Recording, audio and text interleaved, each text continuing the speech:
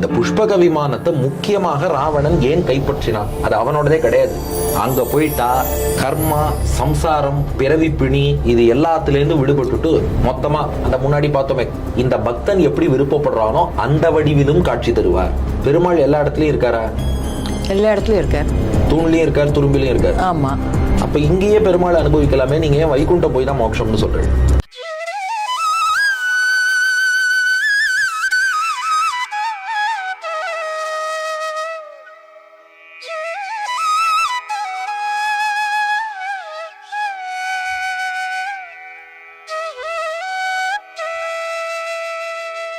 பார்த்தசாரதி சென்னையிலேருந்து கேட்டிருக்கார்.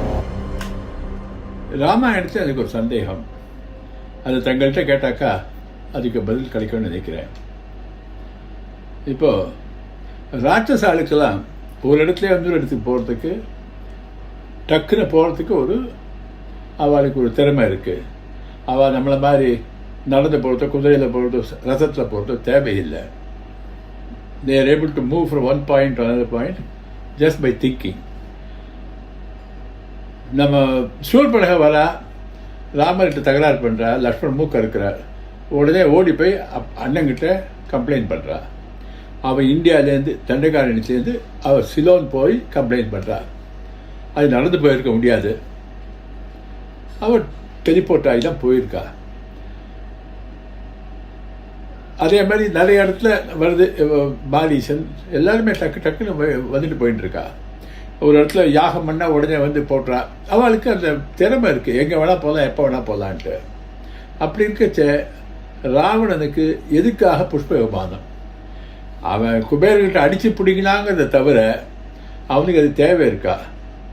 ஏன்னா கம்பராமாயணத்தில் அவன் வந்து சீதாபஹரணம் பண்ணிச்ச அந்த குடிசையோடு தூக்கின்னு போகிறான். ஆனால் வால்மீகி ராமாயணத்தில் குடிசையோடு தூக்கலை, அவளை பலவந்தமாக தலையை பிடிச்சி எடுத்துன்னு போகிறான். அதனால் பர்பஸ் ஆஃப் புஷ்ப விமானம் என்ன? எக்ஸப்ட் ராமர் திரும்பி வரத்தை உபயோகப்படுத்துகிறாருங்கிறத தவிர வேறு விமானம் அவங்களுக்கு எதுக்காக தேவை? இதுக்கு ஏதாவது ஒரு லாஜிக்கல் ஆன்சர் இருக்கா? நமஸ்காரம்.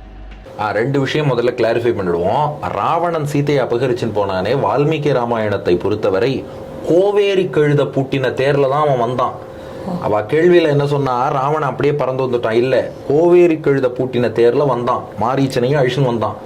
திரும்ப சீதையை கொண்டு போகும்போதும் கூந்தலை பிடிச்சு தூக்கிட்டு அந்த தேர்ல தான் வச்சான். ஜட்டாயு வந்து சண்டை போட்டு அந்த கழுதைகள், தேரோட்டி, தேர் எல்லாத்தையும் அடிச்சு துவம்சம் பண்ணிட்டார். தேர் போன நிலையில ராவணன் பறந்து போயிட்டான். ஓகேயா? கம்பராமாயணத்துல மொத்தமாகவே அந்த இடத்தோட பேர்த்து எடுத்துன்னு போனான். இப்ப அவ கேட்கிற கேள்வி என்ன? அப்ப தானே பறந்து போகக்கூடிய ஆற்றல் இருக்கோ இல்லையோ, அப்ப புஷ்பக விமானம் எதுக்கு? அப்ப இதையும் சேர்த்துக்கோங்க, தானே பறக்கக்கூடிய ஆற்றல் இருக்கோ இல்லையோ, எதுக்கு கோவேரி கழுத பூட்டின தேர் தான் எதுக்கு வரும்போது? அது இல்லாம கூட வந்திருக்கலாம் இல்லையா? ஏன் வந்தான்னா, பிராக்டிக்கலா சொல்றேன். இப்போ நீங்க வந்து டி நகர்ல தான் இருக்கீங்க, இந்த ஸ்டுடியோவும் டி நகர் தான். உங்க திருமாளிகையிலேருந்து இந்த ஸ்டுடியோக்கு நடந்தே வரலாம் இல்லையா? வரலாம், நடந்து வரலாம். ஆனா நீங்க எதுல வந்து? கார்ல தான் வந்து. ஏன் மேடம் நடந்தே வரலாம், எதுக்கு கார்ல வந்தீங்க? நடந்தா கொஞ்சம் லேட் ஆகும். நடந்தா உடம்புக்கு எக்ஸசைஸ் கூட ஆகுமே. நடந்தா ஒரு உடம்புக்கு எக்ஸசைஸ்னு ப்ளஸ் பாயிண்ட் இருந்தாலும் சீக்கிரம் வரணும்னு நினைக்கிறோம், ஒரு கன்வீனியன்ஸ். இன்னொன்று, எல்லாருக்குமே அந்த ஒரு இது இருக்கு. இப்போ சில பேருக்கு மூட்டு வலி, இடுப்பு வலிம்பா, கஷ்டம்பா, நடக்கிறதுனா கஷ்டம்பா. கார்னா உட்காந்துருக்கோம், வெயில் தெரியல, கம்ஃபர்டபுளா வரும். அது போல பறந்து வருதுன்னா, நாம பறக்கிறதுனா சும்மா அப்படியே பறந்துருவான்னு நினைக்கிறோம். அவன் தன்னுடைய ஃபுல் எனர்ஜி, எவ்வளோ சக்தியை போட்டு பறக்கணும், அவ்வளோ கஷ்டப்பட்டு பறக்கிறதுக்கு ஒரு பறக்கக்கூடிய கோவேறு கழுத தேரோ அல்லது பறக்கக்கூடிய புஷ்பக விமானமோ இருக்குன்னா அதை யூஸ் பண்ணிக்கலாம் இல்லையா? நம்ம பக்கத்து தெருவுக்கே போகணுன்னாலும், நடந்தே போகலான்னாலும் கார்ல போறதுன்னு சில பேர் வச்சுட்டு இருக்கா. பக்கத்து தெருவுக்கே கார்ல தான் போவா, விட்டா பக்கத்து வீட்டுக்கே கார்ல ஏறி கூட அந்த வீட்டுல போய் கார்ல இறங்குறதுன்னு அப்படி இருக்கிறவாளும் இருக்கா. சார், அமெரிக்கால எல்லாம் பக்கத்து வீடுன்னா அப்படிதான் சார், 5 கிலோமீட்டர் 10 கிலோமீட்டர் இருக்கும், கார்ல தான் சார் போக முடியும். ஓகே. அப்போ இல்ல மேடம், 5 கிலோமீட்டருங்கிறது அந்த காலத்துல நம்ம பெரியவா நடந்தோம். ஆமா, நடந்தோம். ஆனா இன்னைக்கு யாரும் நடக்கிறது இல்ல, கார்ல ப்ரிஃபர் பண்றா. என்ன ரீசனாக்கா? நடக்க முடியாதுன்னு அர்த்தம் இல்ல, இது இன்னும் கன்வீனியன்ட்டா இருக்குன்னு நினைக்கிறா.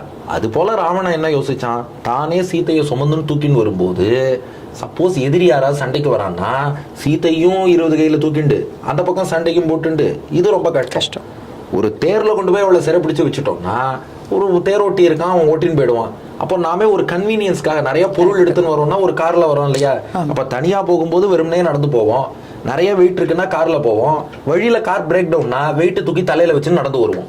அது போல வழியில அந்த தேர் போயிடுத்து சீதையை தானே சுமந்துன்னு அவன் போறான். தேர்ல தானே வந்தான். ஆமா, தேர் ஜட்டாய் உடைச்சிட்டார். அதனால அப்புறம் வெயிட் பேக் எல்லாம் தூக்கிட்டு கார்ல இருந்து இறங்கி நடந்து போற மாதிரி சீதையோட அவன் பறந்து போறான். இந்த விசாரம் எல்லாம் அப்புறம். ரெண்டாவது ஒரு விஷயம் இருக்கு. இந்த புஷ்பக விமானத்தை முக்கியமாக ராவணன் ஏன் கைப்பற்றினான்? அது அவனோடதே கிடையாது. புஷ்பக விமானம் என்பது குபேரனுடையது. ராவணனை வீழ்த்தினதுக்கு அப்புறம் ராமன் அயோத்திக்கு புஷ்பக விமானத்துல திரும்பி வரார். இறங்கினது என்ன பண்றார்? புஷ்பக விமானத்துக்கு விடை கொடுத்துட்டார். நீ குபேரன்ட்டியே போயிடு அப்படின்னு. அதான் ராமனுடைய அந்த பாலிசி பாருங்க. தர்மம்னா தர்மம். நான் ராவணனுடைய விமானம் எனக்கு எதுக்கு? நீ குபேரனை சேர்ந்தவன், உன்னை இல்லீகலா கான்பிஸ்கேட் பண்ணி ராவணன் வச்சிருந்தான். புஷ்பக விமானமே திரும்ப போ, நீ குபேரன்ட்டியே இருந்துடு. ராவணன் ஏன் அதை வச்சிருந்தான்னா அதுக்கும் பதில் வால்மீகி ராமாயணத்திலே இருக்கு, ஆரண்ய காண்டத்திலே இருக்கு. சீதையை கடத்தின்னு சீதையை கடத்துறதுக்கு அவன் புஷ்பக விமானத்தை பயன்படுத்தவே இல்லை. அவன் கோவேரி கழுத தேர்ல வந்தான், அது போய் எடுத்து தூக்கின்னு வந்துட்டான். சீத்தை கிட்ட புஷ்பக விமானத்தை காட்டுறான். நான் யார் பார், எவ்வளவு பெரிய புஷ்பக விமானம் வச்சிருக்கேன் பார், இதெல்லாம் பார்த்தாவது என் ஆசைக்கு நீ இணங்கணுங்கிறான். இப்போ உங்க கேள்விக்கு பதில் வந்திருக்கும். நடந்தே போக முடியும்னாலும் வீட்டுல பென்ஸ் கார் வாங்கி வைக்கிறது இதுக்குன்னா நான் எப்பேற்பட்ட ஆள் பாரு. என் வீட்டுல பென்ஸ் கார் இருக்கு பாரு, அதை காட்டணும்னு நினைக்கிறேன். BMW இன்னும் நிறைய நமக்கு பேர் கூட தெரியாது. அப்ப அந்த கார் எல்லாம் வாங்கி வைக்கிறது எதுக்கு? ஒரு ஸ்டேட்டஸ். அது போல புஷ்பக விமானத்தை அவன் வச்சிருந்தது எதுக்குன்னா ஸ்டேட்டஸ். அதாவது ராவணன்லாம் எப்படிப்பட்ட ஆள்னா மத்தவா நம்மளை பத்தி என்ன நினைப்பா, ஊரார் என்ன பெரிய ஆள்னு நினைக்கணும், அதுக்காக ஒரு போலி வாழ்க்கை வாழக்கூடிய ஆளு. அதனாலதான் பறக்கிற ஆற்றல் இருந்தாலும் புஷ்பக விமானம்னு ஒண்ணு வச்சிருக்கான். என் ஸ்டேட்டஸை பாத்துக்கோ. அடுத்தது பாலமுருகன் அப்படின்றவர் ஈரோட்ல இருந்து கேட்டிருக்காரு. சுவாமி, அடியேனின் பெயர் வி பாலமுருகன், ஈரோடு. அடியேன் இன்னும் பஞ்ச சம்ஸ்காரம் செய்து கொள்ளவில்லை. ஆனால் ராமானுஜரின் திருவருளால் கூடிய சீக்கிரமாக பஞ்ச சம்ஸ்காரம் செய்து கொள்வேன். அடியேன் வைகுண்டம் சென்றால் வைகுண்டம் எப்படி இருக்கும் என்று கூறுங்கள். அங்கு சென்றால் எவ்வளவு ஆனந்தம் கிடைக்கும்? இப்போ இருக்கும் ஆனந்தத்திற்கும் வைகுண்டம் சென்றால் இருக்கும் ஆனந்தத்திற்கும் எவ்வளவு வேறுபாடு இருக்கும் என்று கூறுங்கள். ஓகே, இதை கொஞ்சம் 3 பகுதியா பிரிச்சுப்போம். 1 வைகுண்டம்னா என்ன, 2 வைகுண்டம் எப்படி இருக்கும், 3 இங்க உள்ள ஆனந்தத்துக்கும் அங்க உள்ள ஆனந்தத்துக்கும் என்ன வேறுபாடு. 1 இந்த வைகுண்டம்ங்கிறது நித்திய விபூதி மோட்ச லோகம். அங்க போயிட்டா கர்மா, சம்சாரம், பிறவி பிணி இது எல்லாத்துலேருந்து விடுபட்டுட்டு மொத்தமா அந்த முன்னாடி பார்த்தோமே கர்மா, அவித்யா, வாசனா, ருச்சி இது எல்லாத்துலேருந்து விடுபட்டுடுறோம். நம்ம இயற்கை நிலையில நாம பாட்டுக்கு பெருமாளை அனுபவிச்சு கைங்கரியம் பண்றோம். அந்த மோட்ச சுகம் அதுதான் வைகுண்டம்ங்கிறோம். அங்க போனவா மீண்டும் பூமியில பிறப்பதில்லை.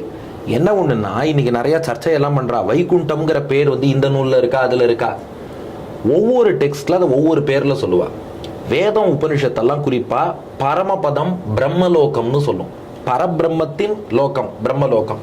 பரமபதம் மிக உயர்ந்த ஸ்தானம் என்பதாலே பரமபதம், தத் விஷ்ணோஹோ பரமபதம் என்று சொல்லும். அதுபோல சாந்தோக்கிய உபனிஷத் பிரம்மலோகம் என்று சொல்லும். அப்ப இதெல்லாமும் பரமபுருஷனுடைய இருப்பிடம்னு தான் அர்த்தம். அதுபோல நம்முடைய ஆகம சாஸ்திரங்கள்ல எல்லாம் பார்த்தோம்னா வைகுண்டம் வைகுண்டம்னு இருக்கும். இதிகாச புராணங்கள்லயும் வைகுண்டம்னு இருக்கும். ராமானுஜர் பாஷ்யத்துல எல்லாம் பார்த்தா வைஷ்ணவம் பதம் என்று குறிப்பிடுவார். ஆழ்வார் பாசுரங்கள்ல திருநாடு, மாக வைகுந்தம் என்று ஆழ்வார்கள் வைகுந்தம்னு தமிழ்ல பாடியிருப்பார். இன்னும் வேதத்திலேயே அயோத்தியா, அபராஜிதா என்றெல்லாம் பேர் இருக்கு. அயோத்தியானா யாராலையும் கேப்சர் பண்ண முடியாத ஊருன்னு அர்த்தம். வைகுண்டத்தை உண்மையாவே யாராலையும் கேப்சர் பண்ண முடியாது, அதனால அயோத்தியான்னு பேரு. சுவாமி தேசிகன் தமிழ்ல கலங்கா பெருநகரம்னு கொடுக்கிறார். அயோத்தியாவுக்கு தமிழாக்கம் கலங்கா பெருநகரம், யாராலையும் கேப்சர் பண்ண முடியாது. அபராஜிதா, யாராலும் வெல்ல முடியாத ஊர். இது போல பல பல திருநாமங்கள் நம்ம ஆச்சாரியர்களுடைய நூல்கள்ல பார்த்தா திரிபாத் விபூதிம்பா, நித்திய விபூதி. அப்போ பெயர்கள் வெவ்வேறா இருக்கலாம். இப்போ உங்களையே உங்க அப்பா ஒரு மாதிரி கூப்பிட்டுருப்பார், உங்க அம்மா வேற மாதிரி கூப்பிட்டுருப்பா, உங்க கணவர் ஒரு மாதிரி அழைப்பார், உங்க மகள் ஒரு மாதிரி அழைப்பா, அடியன் உங்களை மேடம்னு ஒரு மாதிரி அழைப்பேன். அதுக்காக நீங்க 6 வெவ்வேறு நபர்னு ஆயிடும். ஆள் ஒருத்தர் தான், வெவ்வேறு பேர் வெவ்வேறு விதமா அழைக்கிறா. அது போல அந்த ஒரே லோகத்தை தான் வைகுண்டம், பிரம்மலோகம், அயோத்தியா, அபராஜிதா, நித்திய விபூதி, பரமபதம் எல்லாம் ஒரே லோகம்தான். 1. 2வது, அந்த வைகுண்டம்ங்கிறது எப்படி இருக்கும்னா இதற்கான வர்ணனை சாந்தோக்கிய உபனிஷத்துலயும் இருக்கு, கௌஷிதகி உபனிஷத்துல பரியங்க வித்யாங்கிற பகுதியில இருக்கு. அதாவது வைகுண்ட லோகத்துல உலகியலுக்கு அப்பாற்பட்டு அங்கேயும் தோட்டங்கள் உண்டாம், அங்கேயும் பொய்கை இருக்குமா, அங்கேயும் மரங்கள்லாம் இருக்குமா, அங்கேயும் பெரிய பெரிய கோபுரங்கள் பெருமாளுக்கான சன்னதியும் இருக்குமா. ஆனா இங்க எப்படின்னா செங்கல்லால கட்டடம் கட்டியிருப்போம், மரம் செடி கொடி நாம பாக்குற மாதிரி இருக்கும், நாம பாக்குற தண்ணீரால் பொய்கை. அங்க அப்படி இல்லையா. ஐரம் மதியம் சரஹா சோமசவனஸ்தத் அபராஜிதா பூர்வ பிரம்மண பிரபு விமிதம் ஹிரண்மயம். ஹிரண்மயம்னு சொல்லி பெருமாளுக்கு ஒரு சன்னதி அங்க இருக்கான், அதை தான் திருமாமணி மண்டபம்பா. பக்கத்துல ஐரம் மதியம்னு ஒரு பொய்கை, அது அப்ராக்கிருத உலகியலுக்கு அப்பாற்பட்ட சுத்த சத்துவமயமான அமிர்தத்தால் நிறைந்திருக்குமா. சோமசவனம்னு அங்க ஒரு வனம், உலகியலுக்கு அப்பாற்பட்ட சுத்த சத்துவ மலர்கள் அதுல இருக்குமா. அதாவது எப்படின்னா இங்க இருக்கிற மாதிரி ஜட பொருள்களும் உண்டு, ஆனா இதெல்லாம் சத்துவகுணம் ரஜோகுணம் தமோகுணம் கலந்து இருக்கும். அங்க வெறும் சுத்த சத்துவம்னே தனி திரவியம், அதனால் செய்யப்பட்ட ஜட பொருள்கள் உண்டு. அடுத்து ஜீவாத்மாக்கள் உண்டு. நித்திய சூரிகள்னு பெருமாளுக்கு எப்போதும் கைங்கரியம் பண்ற ஜீவாத்மாக்கள் இருப்பா. முக்தாத்மாக்கள்னு இங்க பிறந்து சரணாகதி பண்ணி முக்தி அடைந்து அங்க போன முக்தாத்மாக்கள்ங்கிறவாளும் இருப்பா. இவர்கள்லாம் திவ்யமான சுத்த சத்துவமான சரீரம் எடுத்துட்டு பெருமாளுக்கு கைங்கரியம் பண்ணுவார். ஒரு சிலர் குணானுபவத்துக்கு சரீரம் இல்லாமலும் முக்தாத்மாக்கள் இருப்பார்கள். இந்த ஸ்ரீபாஷ்யத்துல ராமானுஜர் காட்டுறார், பெருமாள் அங்க திருமேனியோடு இருப்பார், அவர் திருமேனியை விட்டுட மாட்டார். ஆனா நாமோ விருப்பம் இருந்தா சரீரம் எடுத்துக்கலாம், இல்லையா சரீரம் இல்லாமலும் இருக்கலாம். சரீரத்தோடோ சரீரம் இல்லாமலோ ஜீவாத்மாக்கள் பெருமாளுக்கு கைங்கரியம் பண்ணலாம். பெருமாள் பிராட்டிமார்களோடு ஆனந்தமா எழுந்தருளி இருப்பார், பரவாசுதேவனா காட்சி தருவார். அதில்லாமல் இந்த பக்தன் எப்படி விருப்பப்படுறானோ அந்த வடிவிலும் காட்சி தருவார். ஏன்னா அது தத்கிரது நீதினு சொல்லியிருக்கு. இங்க நாம எப்படி உபாசனை பண்றோமோ, சில பேர் நரசிம்மரை ரொம்ப ஆசையோட உபாசனை பண்ணியிருப்பா, சில பேர் ஹயக்ரீவரை உபாசனை பண்ணியிருப்பா. வைகுண்டம் போன அப்புறம் ஒரே பரவாசுதேவன் தான் சொன்னா அவளுக்கு திருப்தி இருக்காதான். அதனால நரசிம்மர் ஹயக்ரீவர்னு காட்சி தருவார். உடனே ஒருத்தர் கேட்பார், அப்ப ஹனுமான் பேசாம வைகுண்டமே போயிருக்கலாமே, ராமனா காட்சி தருவாரோ இல்லையோ. கரெக்ட், நல்ல கரெக்ட். அவருக்கு அது மட்டும் ரீசன் இல்ல, அவர் இங்க இருந்து ராமாயணத்தை பிரச்சாரம் பண்ணணும்னு அவருக்கு வேறு சில காரணங்களும் இருக்கு. மேலும் அங்க எப்படி போனாலும் பரவாசுதேவனையும் சேவிச்சுதான் ஆகணும், அதுல அவருக்கு ஆர்வம் இல்லை. சோ அந்த விசாரத்தை இங்க கொண்டு வர வேண்டாம்னு வச்சுக்கோங்க. ஆக மொத்தம் நாம் விரும்பிய வடிவத்திலும் பெருமாள் காட்சி தருவார். அங்க போயிட்டா திரும்ப பூமிக்கு வர வேண்டாம், நிரந்தரமா பெருமாளுக்கு கைங்கரியம் பண்ணிக்கொண்டே இருக்கலாம், உயர்ந்த ஆனந்தம். மூணாவது பாட்டுக்கு வருவோம். இதை மேலும் வர்ணனைகள் நம்ம ஆழ்வார் பாசுரங்கள்ல பார்க்கிறோம். சூழ்வி சிம்பு அணிமுகில் அந்த திருவாய்மொழியில நம்மாழ்வார் வர்ணிச்சிருக்கார். அதற்கு மேல கத்தியத்திரயத்துல ஸ்ரீ வைகுண்ட கத்தியத்துல பூர்த்தியாவே ராமானுஜர் வர்ணிச்சு காமிச்சிருக்கார். சுவாமி பிள்ளலோகாச்சாரியாருடைய அர்ச்சிராதி என்ற நூல்லையும் காமிச்சிருக்கார். சுவாமி வேதாந்த தேசிகனுடைய பரமபத சோபானம் அதுல வர்ணிச்சிருக்கார். கூரத்தாழ்வானுடைய ஸ்ரீ வைகுண்டஸ்தவம் அதுல இது போல பல நூல்கள் இருக்கு. அவெல்லாம் எவ்வளவு பெரிய ஆச்சாரியர்கள், அவ நமக்காக பரம கருணையோடு வர்ணிச்சு காமிச்சுட்டா ஆச்சு. இப்ப அந்த வைகுண்ட ஆனந்தத்துக்கும் இங்க உள்ள ஆனந்தத்துக்கும் என்ன வித்தியாசம் அப்படின்னா, வைகுண்டம் போயிட்டா நிரந்தரமா பெருமாளை அனுபவிச்சுட்டு பெருமாளுக்கு நிகரான ஆனந்தத்தை நாம அனுபவிக்க முடியுமா. ஸ்ரீபாஷ்யத்துல ஒரு கேள்வி வந்தது, பெருமாள் எல்லா இடத்துலயும் இருக்காரா? எல்லா இடத்துலயும் இருக்கார், தூண்லயும் இருக்கார், துரும்பிலையும் இருக்கார். ஆமா. அப்ப இங்கேயே பெருமாளை அனுபவிக்கலாமே, நீங்க ஏன் வைகுண்டம் போய் தான் மோட்சம்னு சொல்றீங்க? இல்லையே, இங்க இருந்தாக்க நீங்க சொல்ற மாதிரி ரஜோகுணம் தமோ குணம் எல்லாத்தோடய சேர்ந்து அனுபவிக்கிறோம், அங்க போனா ஒரு சத்துவகுணத்தோட அனுபவிக்கிறோம். இது ராமானுஜர் காட்டுறார், பெருமாள் எல்லா இடத்துலயும் இருக்காருப்பா, ஆனா நீ பெருமாளை நிரந்தரமா தடங்கள் இல்லாம அனுபவிக்கணும்னா அது அங்க போனாதான் முடியும். இப்ப நம்ம கோவிலே பெருமாளை சேவிக்கணும்னு போறோம், நாம 5 நிமிஷம் உட்காரலாம்னா கூட 12 மணி ஆயிடுத்து தர சேர்த்துட்டோம், அவ்வளவுதான், இனிமே நீ 4:30 மணிக்கு வான்னு அனுப்பிடுவா. ஆமா, நிரந்தரமா பெருமாளை ஏன் சரி தியானத்துல அனுபவிக்கலாம் இல்லையா? அனுபவிக்கலாம். 4 மணி நேரம் தியானம் பண்ணா மணி 2 மணி அடுத்து பசிக்கிறதுங்கிறான். அப்ப அடுத்த வேளை பசிக்கிறதுனா சாப்பிட வந்துதானே ஆகணும்.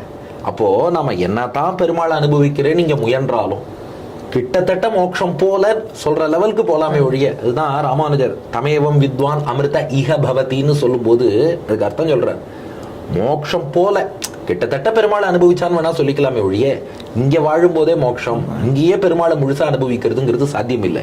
நமக்கு முழுசா தர்மபூத ஞானம் விரிவடைஞ்சு கர்மாவெல்லாம் மொத்தமா கழிஞ்சு கர்மாவின் வாசனையே இல்லாம அங்க போனாதான் நிரந்தரமா பெருமாளை அனுபவிக்க முடியும். அப்ப அந்த லிபரேட்டட் சோல்ஸுக்குன்னு ஒரு ஸ்பிரிச்சுவல் ரீல்ம் வேணும் இல்லையா, ஒரு ஸ்பிரிச்சுவல் அபோர்ட், அதைத்தான் நித்திய விபூதிங்கிறோம். அங்க பெருமாள் அவளுக்கு அந்த அனுபவம், தன்னுடைய தரிசனம், ஆனந்தமான தனது அனுபவம், அத்தோடு அந்த குணானுபவத்தினால் ஈடுபட்டு பண்ணக்கூடிய கைங்கரியம் எல்லாத்தையும் கொடுக்கிறார். அந்த கைங்கரியத்தை பார்த்து பெருமாள் மகிழறார், அதை பார்த்து நாம மகிழறோம். இந்த மகிழ்ச்சி எவ்வளவு வசத்தினா, ஏன்னா அந்த அன்பர் அழகா கேட்டிருக்கார், இங்கேயும் ஆனந்தம் அங்கேயும் ஆனந்தம். அப்படி இல்லை, உலகத்துல எந்த ஆனந்தமா இருந்தாலும் அதுல துக்கமும் சேர்ந்து வருது. எந்த ஆனந்தம் உலகத்துல எவ்வளவு பெரிய ஆனந்தம் வந்தாலும் கூட துக்கம் கலந்து வரும். ஆனா வைகுண்டத்துல துக்க கலப்பில்லாத ஆனந்தம், இந்த பூமியில அனுபவிக்கிற ஆனந்தம் நமக்கு சேராது, நம்முடைய ஆத்மாவின் தன்மைக்கு சேரவே சேராது. ஆனா அங்க போய் பெருமாள் அனுபவிக்கிற ஆனந்தம் அதுதான் நமக்கு வகுத்த ஆனந்தம், நமக்கு ஏற்ற ஆனந்தம். மூணாவது, இந்த உலகத்துல உள்ள ஆனந்தம் எல்லாம் ஒரு லிமிட்டுக்கு உட்பட்டது. ஆனா வைகுண்டத்துல உள்ள ஆனந்தத்துக்கு லிமிட்டே கிடையாதான். வைகுண்டத்துல நமக்கு எவ்வளவு ஆனந்தம் தெரியுமா? எவ்வளவு சார் தெரியல. பெருமாளையே நினைச்சுட்டு இருந்த நம்மாழ்வாரும் நாதமுனிகளோ எவ்வளவு ஆனந்தமா இருப்பாளோ, டிவி பார்த்த நேரம் போக மிச்ச நேரம் பெருமாளை நினைச்ச நமக்கும் அதே ஆனந்தம் தான். இல்ல இன்னும் மேல, பெருமாளுக்கு எவ்வளவு ஆனந்தமோ அதே ஆனந்தத்தை நமக்கும் கொடுத்துறாரு. போக மாத்திர சாமியலிங்காத்துன்னு பிரம்மசூத்திரம் ராமானுஜர் ஸ்ரீபாஷ்யத்துல விளக்கியிருக்கார். பெருமாள் எவ்வளவு ஹாப்பியா இருப்பார், அது எல்லாரும் அவரோட ஆனந்தம் எங்கேயோ லிமிட்லெஸ், அதே ஆனந்தத்தை நமக்கும் கொடுத்துருவாங்க. அப்ப நானே பெருமாள் ஆயிடுவேனா? ஆக முடியாது. எப்படி ஆக முடியும்? எப்படின்னா, இதுக்கு ஒரு உதாரணம் சொல்றா. ஒரு ராஜா என்ன பண்ணானா, ஒரு பிச்சைக்காரனை கூப்பிட்டு உட்கார வச்சு என் பக்கத்துல சாப்பிடுவான். ராஜாவுடைய உட்காந்து பிச்சைக்காரன் சாப்பிட்றான். ராஜாவுக்கு என்னென்ன பரிமாறுறாளோ எல்லா உணவும் பிச்சைக்காரனுக்கு பரிமாறுறா. இப்ப ராஜாவும் பிச்சைக்காரனும் ஒன்னாயிடுவாளா? ராஜா ராஜா தான், பிச்சைக்காரன் பிச்சைக்காரன் தான். ஆனா ராஜா என்னென்ன அனுபவிச்சு சாப்பிட்டானோ அத்தனையும் பிச்சைக்காரனும் சாப்பிட்றான் இல்லையா? அது போல பெருமாளுக்கு என்னென்ன ஆனந்தம் இருக்கோ எல்லாத்தையும் நாம அனுபவிக்கிறோம். அதே சமயம் பெருமாள் ராஜா தான், நம்ம பிச்சைக்காரன் தான். பரமாத்மா பரமாத்மா தான், ஜீவாத்மா ஜீவாத்மா தான்.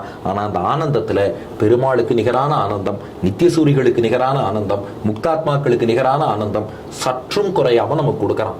அந்த பேரின்பத்தை பெறுவதுதான் வாழ்க்கையின் லட்சியம். அதனாலதான் லோகத்துல இந்த சிற்றின்பத்தையே பார்க்காத, சின்னதை தியாகம் பண்ணாதானே பெருசு கிடைக்கும். அதனால இதை விட்டுட்டு அந்த பேரின்பத்துக்கு ஆசைப்படுதுன்னு நம்ம பெரியோர்கள் சொல்றாங்க. ரொம்ப அழகா இருந்தது, ரொம்ப பிரமாதம். அதுவும் அந்த நம்மாழ்வார் பாசுரம் நினைச்சு பார்க்கறச்சே அந்த வைகுண்டம் போற இடத்தெல்லாம் அவர் டிஸ்கிரைப் பண்ணுவார். அந்த பேரிகை முழங்கெல்லாம் நிஜமாவே அப்படியே நம்ம அப்படி போற மாதிரியே இருக்கும். அந்த மாதிரியே இருந்தது, ரொம்ப ஆனந்தமா இருந்தது. அடுத்தது சந்திரா அப்படின்றவா வந்து போரூர்லேருந்து கேட்டிருக்கா. நமஸ்காரம் சார். உங்ககிட்ட ஒரு கேள்வி, கொஞ்சம் உங்களுக்கு சில்லியாக கூட தெரியல. பட் என்னன்னா, கடவுள்ன்றவர் எங்க வேணாலும் இந்த க்ஷணம் நீ நினைச்ச போது வருவார் அப்படிங்குச்சு. அவளுக்கு எதுக்கு வாகனம்? விஷ்ணுவுக்கு வந்து கருடன், முருகனுக்கு வந்து மயில், சிவனுக்கு வந்து காளைன்னு எல்லாருக்கும் ஒரு வாகனம் இருக்கு. அது எதற்காக? அது வந்து சிம்பாலிக்கா வேற ஏதாவது ஒரு தகவலை நமக்கு தெரியப்படுத்துறதுக்காக ஏற்பட்டதா? அதை கொஞ்சம் சொல்லுங்க ஒருவேளை. தேங்க்யூ. அவர் எப்படி வேணாலும் போயிடுவார், அவருக்கு வாகனம் தேவையில்லை. ஆனா அந்த வாகனங்களுக்கெல்லாம் தனக்கு கைங்கரியம் பண்ற பாக்கியத்தை கொடுக்கணுமே. கருடன் வந்து பெருமாளை தன் தோல்ல சுமக்கணும்னு அவர் ஆசைப்படுறார். அந்த கைங்கரியத்தை கொடுக்கணுங்கிறதுக்காக பெருமாள் பண்றார். ஒரு உதாரணம் சொல்றேன். இப்ப நாம மாலை சமர்ப்பிச்சு தான் பெருமாளுக்கு புதுசா நறுமணம் வரணுமா? இல்ல. சர்வ கந்தகா சர்வ ரசகான்னு உபனிஷத் சொல்லிடுத்து. அவர்கிட்ட எல்லா நறுமணமும் இருக்கு. அப்புறம் எதுக்கு மாலை சமர்ப்பிக்கிறோம்? நம்ம பார்த்து அனுபவிக்கிறதுக்கு ஒரு பாஷ்யம், நமக்கு ஒரு பாக்கியம் கொடுத்திருக்கார். சரி, உன் கையால மாலை கொடு, இன்னைக்கு நான் அணிஞ்சுக்கிறேன். அதுக்காக அவருக்கு மாலை போட்டுக்க தெரியாதுன்னு அர்த்தம் இல்லை, வாசனை இல்லைன்னு அர்த்தம் இல்லை. ஏன் நம்மாத்து பெருமாள், நீ சமைச்சு கொடு, நீ என்ன தளிகை சமர்ப்பிக்கிறியோ அதை நான் சாப்பிட்றேங்கிறார். அப்படின்னா பெருமாளுக்கு தானா சாப்பிட தெரியாதுன்னு அர்த்தமா? இல்ல அவருக்கு பசி உண்டுன்னு அர்த்தமா? ரெண்டும் கிடையாது. வேதம் என்ன சொல்லிடுத்து?